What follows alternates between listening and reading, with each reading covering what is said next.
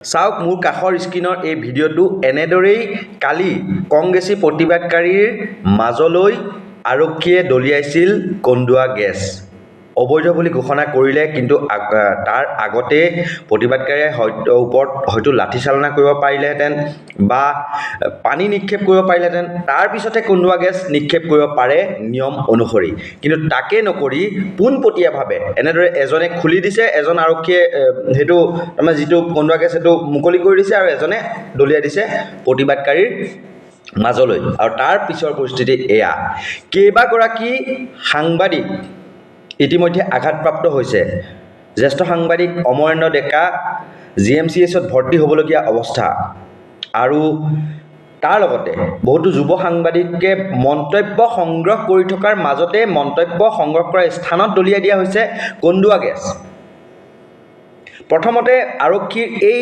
ভিজুৱেলটো আমি দেখুৱাই লৈছোঁ আপোনালোকক চাওক কিদৰে এজন আৰক্ষীয়ে তেওঁৰ পিঠিত লৈ আছে এটা কন্দুৱা গেছৰ তাৰমানে থোৱা বাকচ আৰু সেইটোৰ পৰা এটা কন্দুৱা গেছৰ যিটো টিয়াৰ গেছৰ যিটো তাৰমানে থাকে গোলা সেইটো উলিয়াই দলিয়াই দিছে প্ৰতিবাদকাৰীৰ মাজলৈ কিন্তু তাত বহুকেইজন সাংবাদিক আছিল সাংবাদিকে সেই সময়ত বাতৰি পৰিৱেশন কৰি আছিল কিন্তু কোনো ধৰণৰ আগতীয়া জাননী নিদিলে পানী হিলৈ নিক্ষেপ নকৰিলে যিখন বৰুণ বাহনে আচলতে পানী নিক্ষেপ কৰে সেয়া নহ'ল লাঠিচালনা নহ'ল কিন্তু লগে লগেই টিয়াৰ গেছ নিক্ষেপ কৰি দিয়াৰ ফলত এজন কংগ্ৰেছ কৰ্মী মৃদুল ইছলাম তেওঁ এজন পেছাত অধিবক্তা তেওঁ মৃত্যুক আঁকোৱালি লোৱাৰ লগতে বহুকেইগৰাকী সাংবাদিক কিন্তু আঘাতপ্ৰাপ্ত হ'ল বা গুৰুতৰভাৱে তেওঁলোক আহত হ'ল আৰু উশাহ নিশাহ লোৱাটো বহুতৰ সমস্যাৰ সন্মুখীন হ'বলগীয়া হৈছিল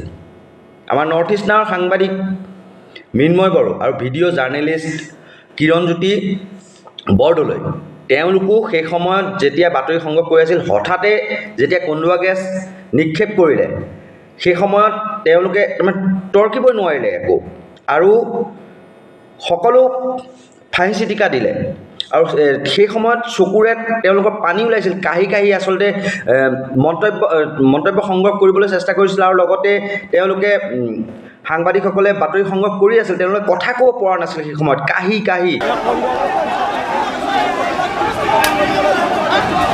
এইটো দেখা পোৱা গৈছে যে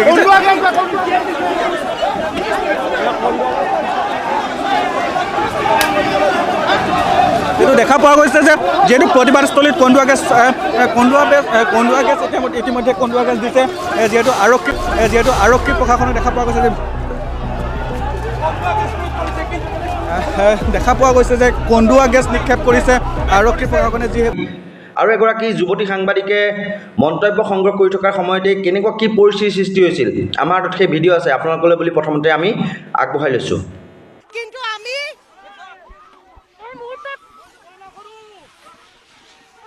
আমি দেখুৱাইছোঁ কেনেধৰণে যি সময়ত আমি মন্তব্য লৈ আছিলোঁ সেই স্থানতো কন্দুৱা গেছ প্ৰয়োগ কৰিছে আৰু এনেধৰণে যিসমূহ এই চৰকাৰ হিটলাৰ চৰকাৰ ব্ৰিটিছৰ চৰকাৰ এইখন চৰকাৰে ব্ৰিটিছৰ আৰ্হিত চৰকাৰ চলাই আছে এই ভয়াতুৰ চৰকাৰ কংগ্ৰেছৰ প্ৰতিবাদক ভয় কৰিছে এই চৰকাৰে যেতিয়া হিমন্ত বিশ্ব শৰ্মাৰ পত্নীৰ বিদ্যালয়ৰ কথা কয় ৰিচৰ্টৰ কথা কয় তেওঁলোকে তেতিয়া হিন্দু মুছলমানৰ সাম্প্ৰদায়িক কথা কয় এই চৰকাৰে আমাক ভয় কৰে আমাৰ প্ৰতিবাদক এই চৰকাৰে ভয় কৰিছে এই চৰকাৰ আন্দোলনক ভয় কৰে গণতান্ত্ৰিক আন্দোলনক এই চৰকাৰে ভয় কৰিছে আজি আমাৰ মানুহৰ ওপৰত কন্দুৱা গেছ প্ৰয়োগ কৰা হৈছে আগলৈ যাম তথাপিও আমি আগলৈ যাম আৰক্ষীয়ে কেনেদৰে সাংবাদিকবিলাকক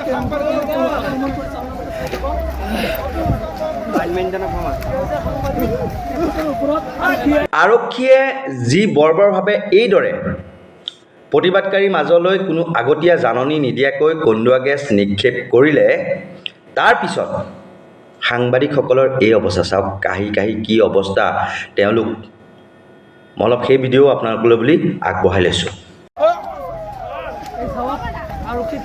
আৰক্ষীয়ে কেনেদৰে সাংবাদিকবিলাকক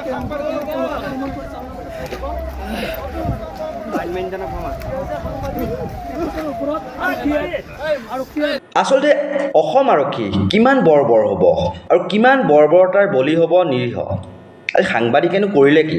সাংবাদিকে আজি কংগ্ৰেছে নিমন্ত্ৰণ জনাইছে তেওঁলোকৰ যি ৰাজভৱন চলো কাৰ্যসূচী আছিল, সেই ৰাজভৱন চলো কাৰ্যসূচীৰ বাতৰি সংগ্ৰহৰ বাবে কংগ্ৰেছে আমন্ত্ৰণ জনাইছে। সেই অনুসৰি বিভিন্ন সংবাদ প্ৰতিষ্ঠানৰ সাংবাদিক গৈ পেলাই তাত উপস্থিত হৈছিল।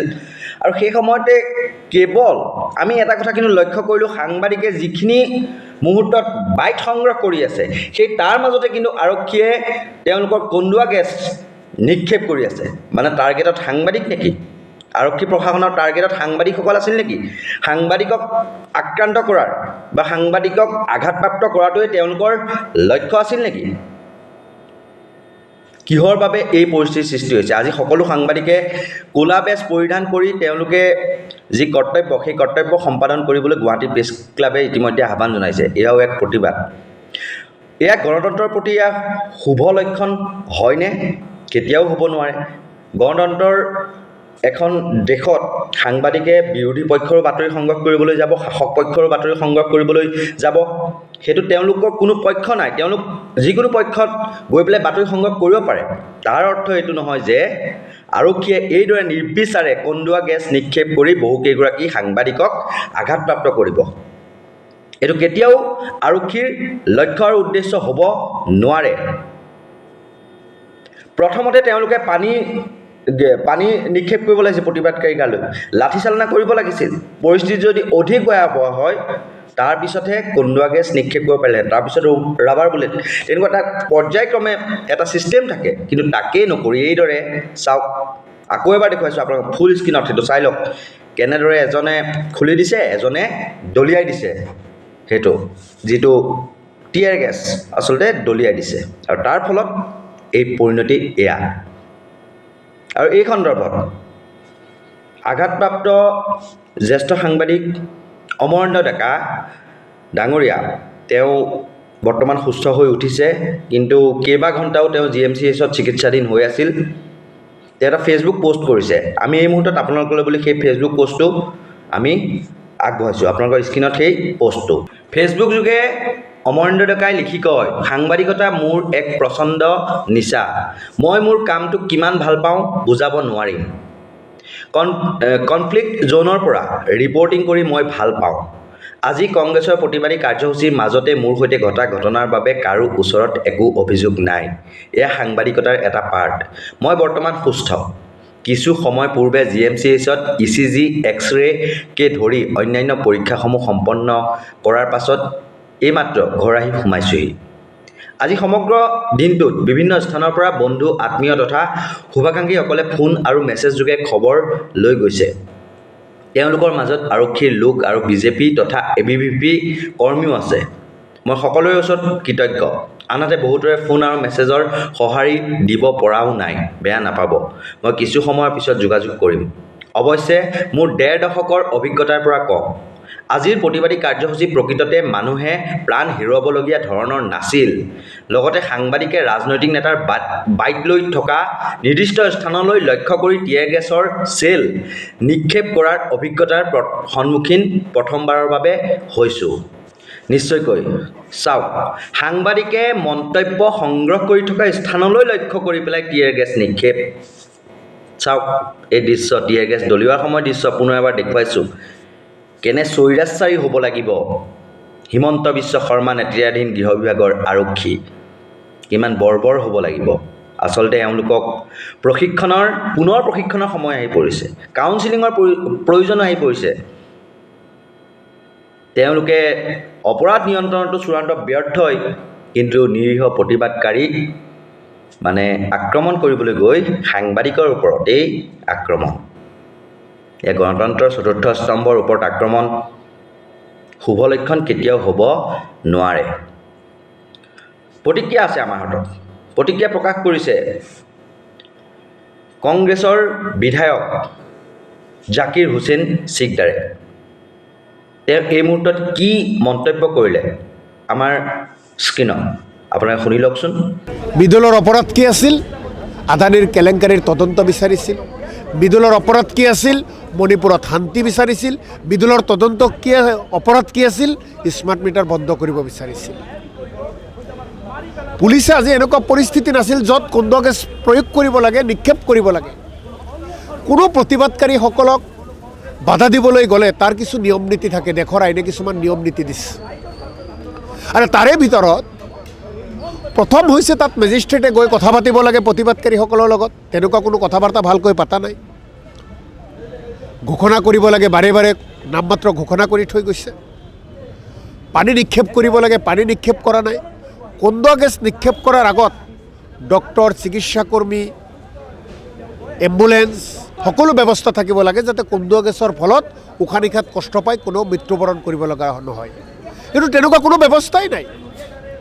না মেজিষ্ট্ৰেট আলোচনা কৰিলে, না ভালকৈ তাত মাইকত ঘোষণা কৰিলে, না পানী মাৰিলে, ডাইৰেক্ট কন্দুৱা গেছ গাৰ ওচৰত তেওঁলোকে নিক্ষেপ কৰি দিলে। গতিকে এয়া পৰিকল্পিত। বিদুলৰ হত্যাকাৰী আজি ডিউটিত থকা পুলিচৰ বিষয়াসকল, ইয়াৰ বিচাৰ লাগিব। বিদুলৰ মৃত্যু পথলৈ যাবলৈ দিয়া নহয়। কংগ্ৰেছ পৰিয়াল বিদুলৰ পৰিয়ালৰ লগত আছে। প্ৰতিক্ৰিয়া প্ৰকাশ কৰিছে বিৰোধী দলপতি দেৱব্ৰত শইকীয়াই। সমগ্ৰ ঘটনা সন্দৰ্ভত তেওঁলোক কি ক'লে আমি এই মুহূৰ্তত আপোনালোকলৈ বুলি আগবঢ়াইছোঁ। নিশ্চয় উপস্থিত আছিল। তাত দেখা পাব আপোনালোকে আগশাৰীৰ অসমৰ কেইবাটাও সংবাদ প্ৰতিষ্ঠানৰ সংবাদ কৰ্মীসকলেও তাতে তেওঁলোকৰ মানে শ্বাস প্ৰশ্বাস লোৱাত কষ্ট হৈছিল। তেওঁলোকে ফুটপাথৰ ওপৰত বহি পৰিছিল আৰু বিভিন্নজনে তেওঁলোকক পানী আদি দি পেলাই সহায় কৰি থকা দেখা গৈছিল। আৰু চৰকাৰৰ এটা প্ৰৱণতা হৈছে সকলো গণতান্ত্ৰিক আন্দোলন ধ্বংস কৰাৰ। আৰু তাৰ বাবে আপোনালোকে জানে অসমত সৰ্বাধিক এক্সট্ৰা জুডিচিয়েল কিলিং হৈ আছে। অসমত সুপ্ৰিম কোৰ্টে মনা কৰাৰ পিছতো গোৱালপাৰা আদি জেগাত বুলডোজাৰ দি উচ্ছেদ কৰা হৈছে। আৰু এতিয়া গুৱাহাটীৰ ৰাজপথত এনেকুৱা এটা কাম কৰা হ'ল। আৰু নিশ্চিতভাৱে তেওঁ বোধ কৰোঁ জীৱন ৰক্ষা কৰিলে হয়, তাত যদি প্ৰাথমিক চিকিৎসাৰ ব্যৱস্থাও আৰক্ষীয়ে কৰিলে হয়। কাৰণ তেওঁলোকে এনেকুৱা নহয় যে আমি যাম বুলি নাজানে। তেখেতসকলক আমি অৱগত কৰিছিলোঁ। তেখেতসকলে সকলো পদ্ধতি ল'ব লাগিছিল। প্ৰয়োজন সাপেক্ষে আপোনাৰ অগ্নি নিৰ্বাপক বাহিনী, প্ৰয়োজন সাপেক্ষে চিকিৎসা বাহিনী সকলো মজুত ৰাখিব লাগিছিল। তেওঁলোকে এইবিলাক কৰা নাই। তেওঁলোকৰ ভুল আছে, অথবা তেওঁলোকে ইচ্ছাকৃতভাৱে পৰিকল্পিতভাৱে এটা ষড়যন্ত্ৰ কৰিছে যাতে কোনো মানুহে প্ৰতিবাদ কৰিবলৈ আগবাঢ়ি নাহে। প্ৰতিবাদকাৰীক আক্ৰমণ কৰিবলৈ গৈ এনেদৰে সাংবাদিকে মন্তব্য সংগ্ৰহ কৰি থকাৰ স্থানত কন্দুৱা গেছ নিক্ষেপ কৰাটো কোনো গ্ৰহণযোগ্য নহয়। আৰু ইয়াৰ তদন্ত হ'বনে জে.পি. সিং ডাঙৰীয়া বা মুখ্যমন্ত্ৰী হিমন্ত বিশ্ব শৰ্মা? প্ৰত্যেকটো বিষয়ততো আপুনি সঘনাই মন্তব্য প্ৰকাশ কৰে, কিন্তু এই বিষয়ত আপোনাৰ বৰ্তমানলৈকে মন্তব্য কিয় নাহিল বা মন্তব্য কিয় নকৰিলে? নে আপুনিয়েই আপোনাৰ অধীনৰ আৰক্ষীক এনেদৰে আক্ৰমণ কৰিবলৈ উচতনি দিছে নেকি, বা আপোনাৰ নিৰ্দেশতে এয়া হৈছে নেকি? এই বুলিও কিন্তু এতিয়া সচেতন মহলত প্ৰশ্ন উত্থাপিত হ'বলগীয়া হৈছে।